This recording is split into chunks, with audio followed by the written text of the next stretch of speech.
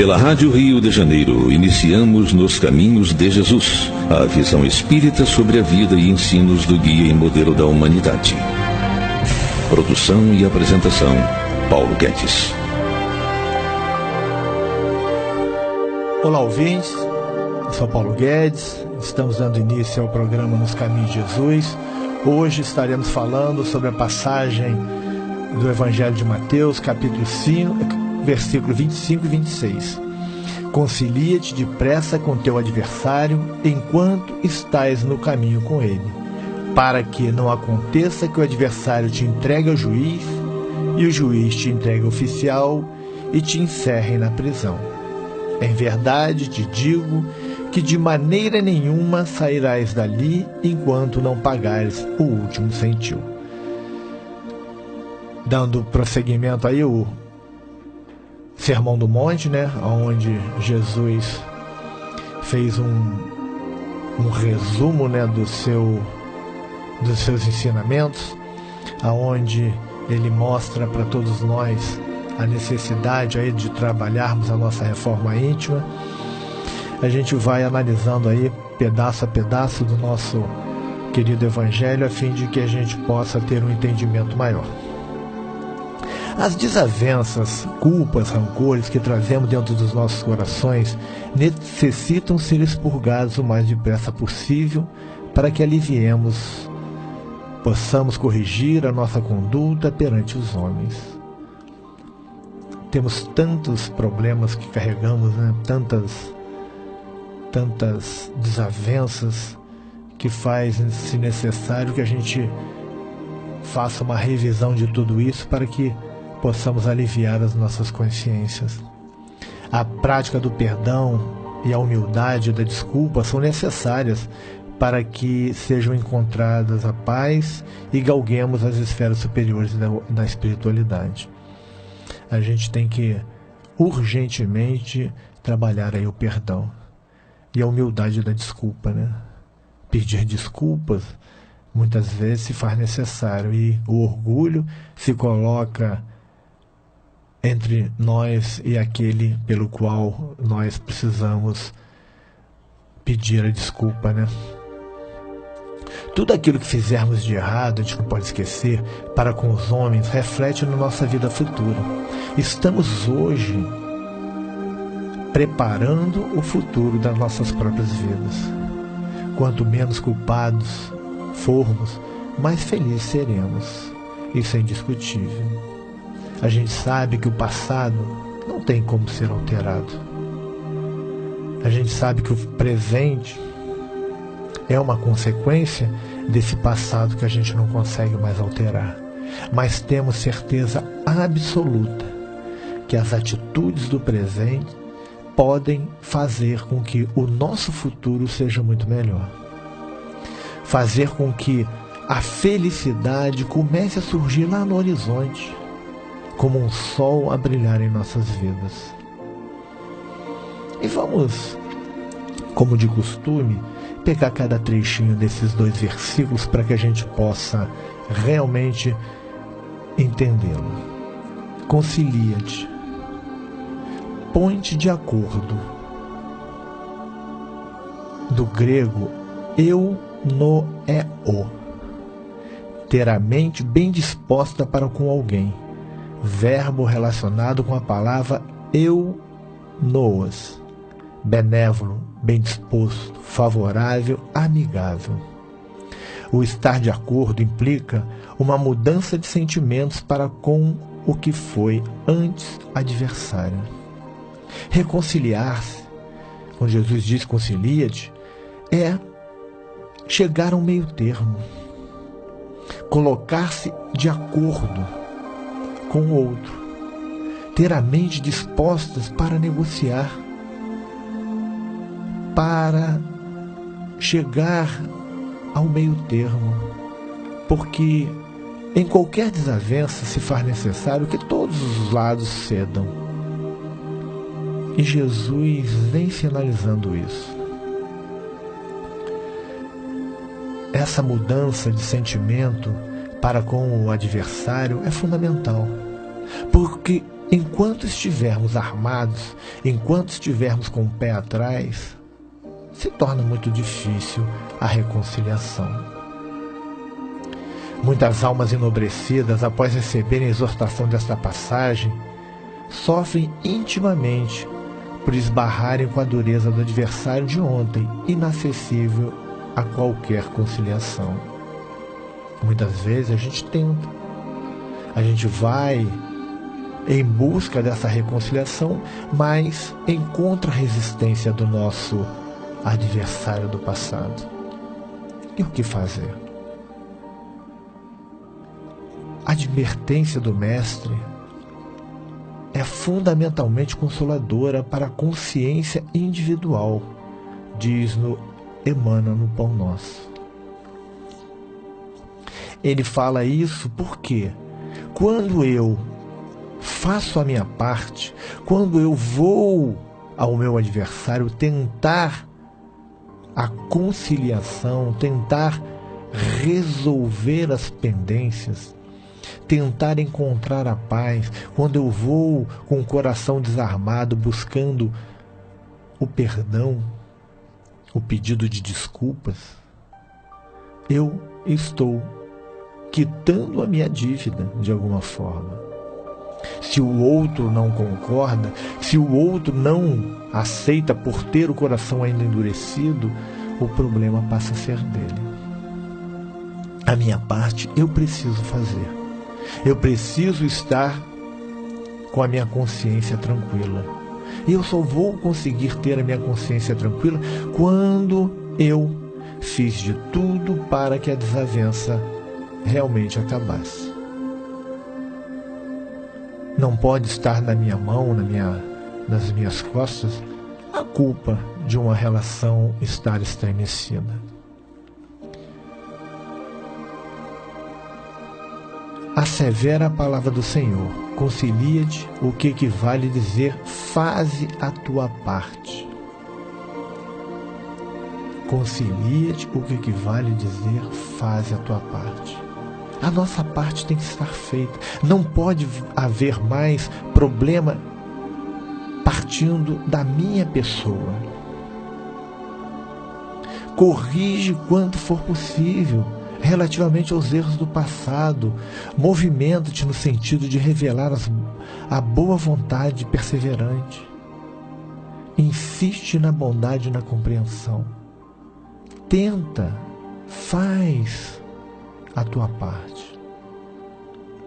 Se não se chegar a um acordo, a conciliação não vai ser por falta de iniciativa tua. Se você não consegue resolver o problema porque o outro não está disposto, o problema deixa de ser seu.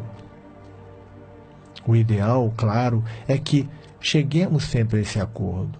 O ideal é que as desavenças possam cair por terra.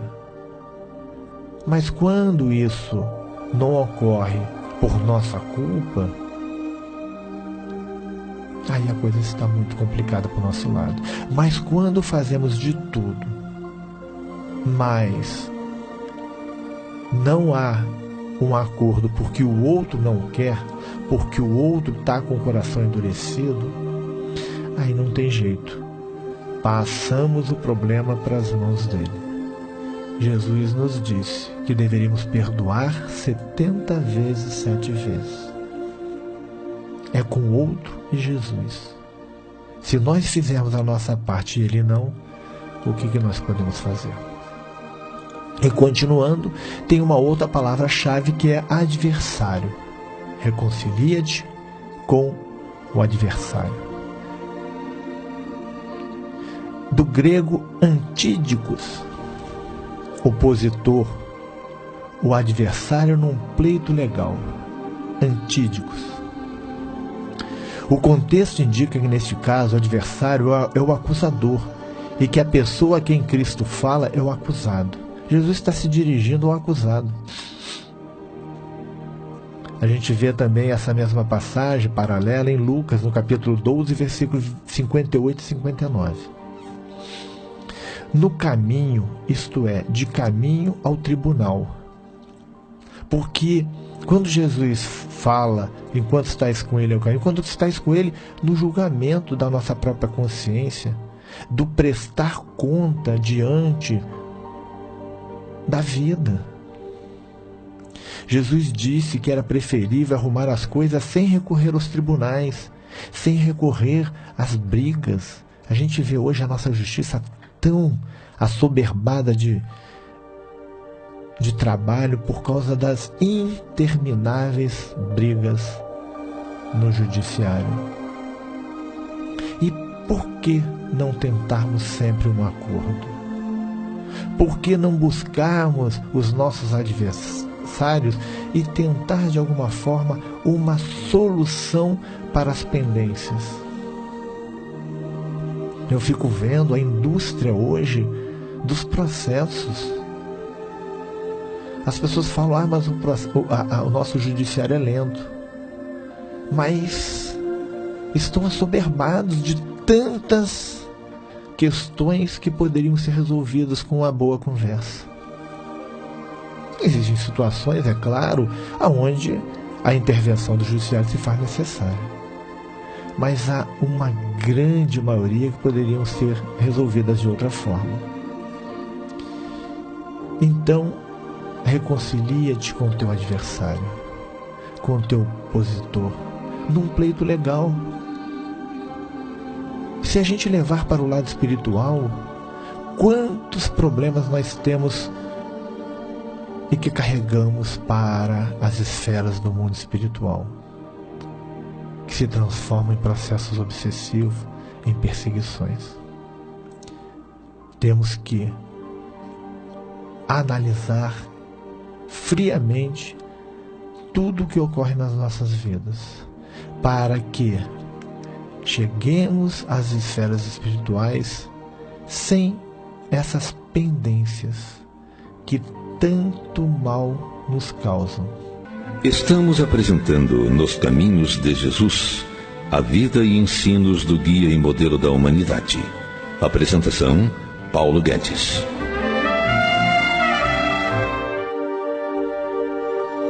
As pessoas falam muito que, mas eu não consigo resolver o problema porque o adversário é complicado, porque o outro é complicado. Emmanuel, no livro Pão Nosso, ele diz o seguinte: se o adversário é ignorante, medita na época em que também desconhecias as obrigações primordiais e observa se não agiste com piores características.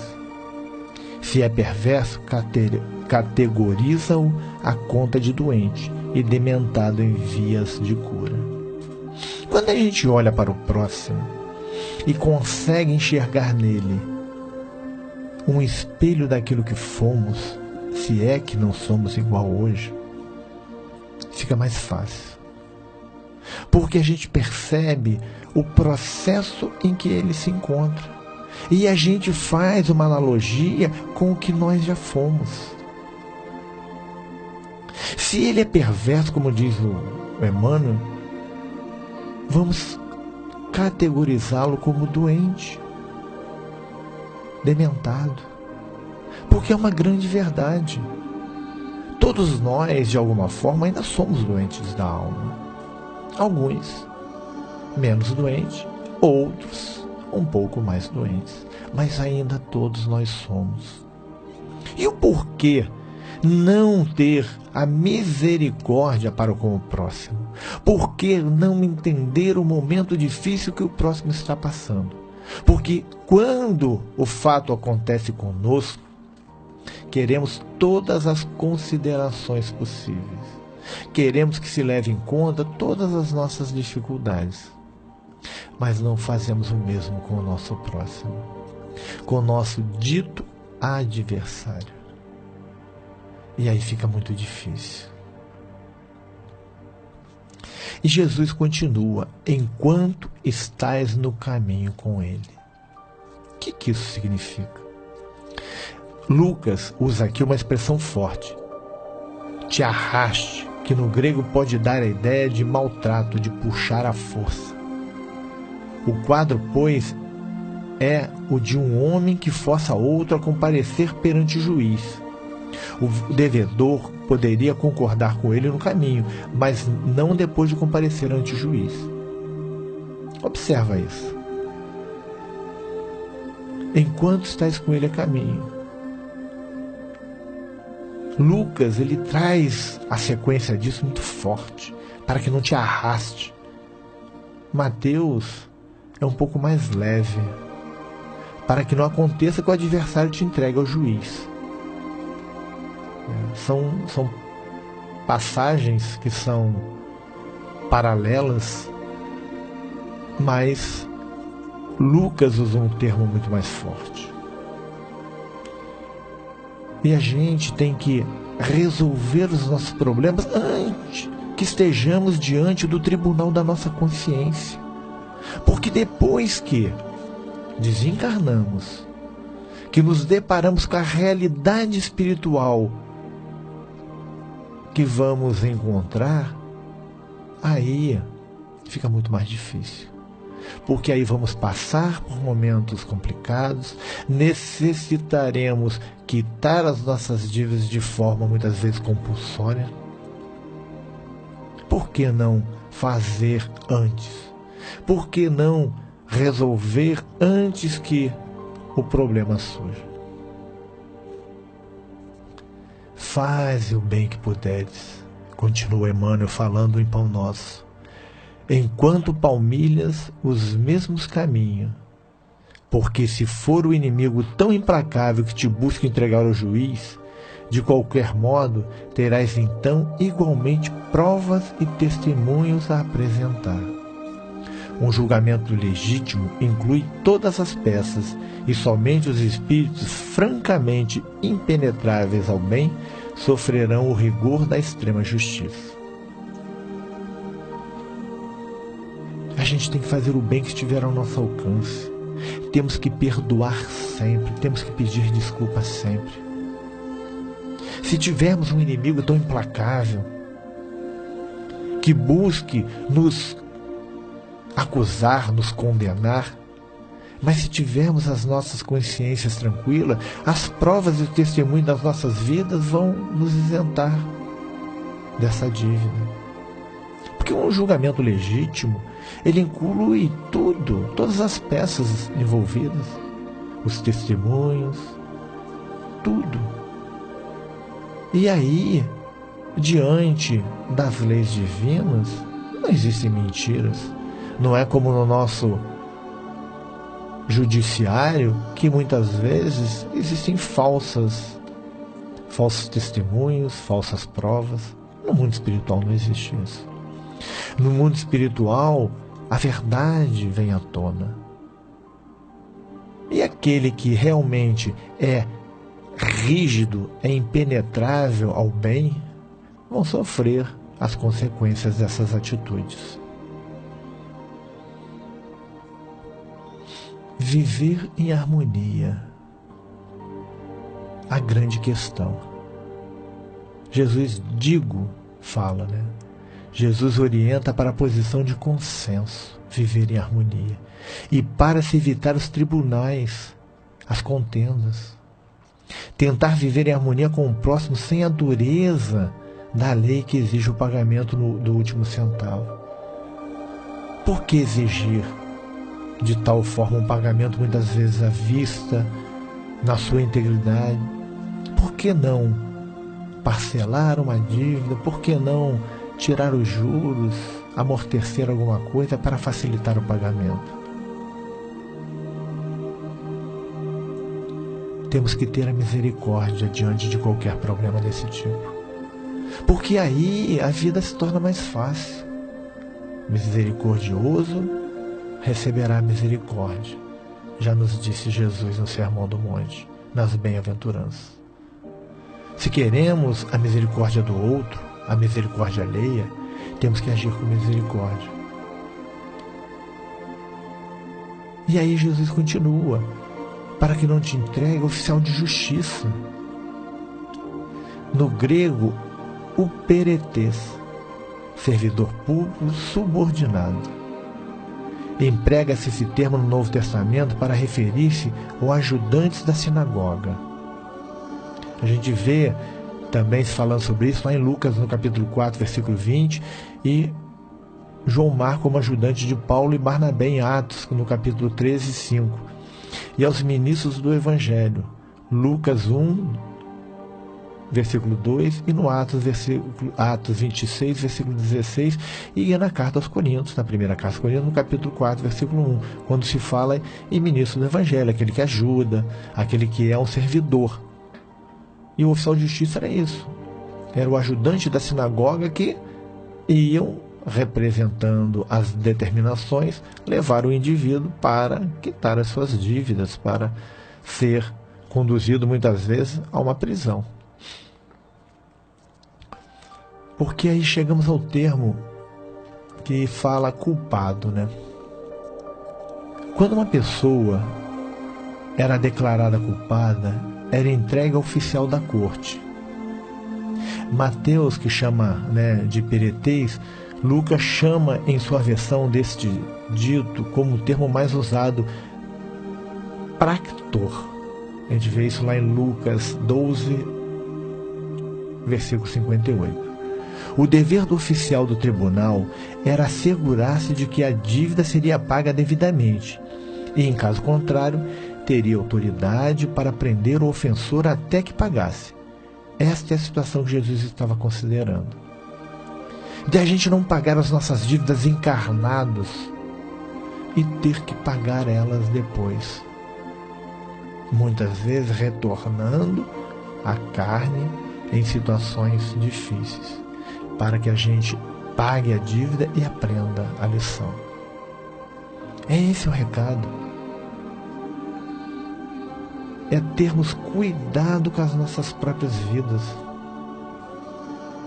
E a gente observa como isso se refere às pequenas coisas, como também às grandes. Quando a gente fala em centavos, centil, que era uma pequena moeda, a moeda quadrães dos romanos tinha pouquíssimo valor, porquanto era a sua menor moeda. Portanto, centavo ou centil é uma boa tradução, porque era a moeda da época, o quadrães. Na passagem paralela, que é a de Lucas, né, capítulo 12, versículo 59, é usada uma outra palavra para a moeda, lepton, que tinha metade do valor do quadrães, coisa menor ainda. A ideia, portanto, é a do cumprimento total de dever, sem nenhuma interferência da bondade ou da misericórdia. A gente tem que pagar as nossas dívidas, a gente tem que cumprir com as nossas obrigações, menores que sejam. Porque muito se fala do político que rouba milhões, mas o indivíduo que fica com 10 centavos que recebe de troco a mais, ele está cometendo o mesmo erro, em proporções diferentes, mas o erro mesmo. E Jesus fala do centavo e do centil, do quadrães, das pequenas coisas. A gente tem que estar atento às pequenas coisas, para que não incorramos em erro. E tem diferenças entre Mateus e Lucas nessa abordagem. Mateus indica desejo de reconciliação por parte do credor, e assim o devedor é exortado a concordar com ele no caminho. Mateus fala, né, que enquanto estamos a caminho, temos que nos reconciliar. E indica uma reconciliação por parte do credor, aquele que está querendo receber, ele quer resolver. Lucas mostra que seria mistério que o devedor convencesse o credor, que exige com um espírito inflexível. É uma visão diferente. Lucas já diz que o devedor é que está tentando porque o credor não quer. Mateus diz entregar ao juiz. Lucas usa a palavra mais dura, arrastar até o juiz. Quanto ao oficial de justiça, Mateus usa o termo diferente do de Lucas, mas é óbvio que as narrativas são sinônimas. O termo é usado aqui por Lucas em todo o Novo Testamento. A moeda aludida por Mateus é o quadrães, a menor moeda dos romanos. A moeda de Lucas é o lepton, a menor moeda em uso entre os judeus, que tinha metade do valor dos quadrães. Normalmente, se usavam, principalmente Jesus, ele usava muito a terminologia dos próprios judeus, né, que ficava mais fácil para entendimento. Mas essa questão são questões bobas, né, que fala sobre interpretação, utilização, o que o Lucas falou e o que Mateus falou, mas Mateus falava para um público, Lucas para o outro, então usaram palavras que se adequavam melhor um ao outro. Então ficamos por aqui com o nosso estudo, né, na questão da conciliação. Façamos sempre as nossas reflexões para ver até que ponto estamos seguindo o Evangelho de Jesus. Até a semana que vem, se assim Deus permitir. A Rádio Rio de Janeiro apresentou Nos Caminhos de Jesus, a visão espírita sobre o guia e modelo da humanidade. Produção e apresentação, Paulo Guedes.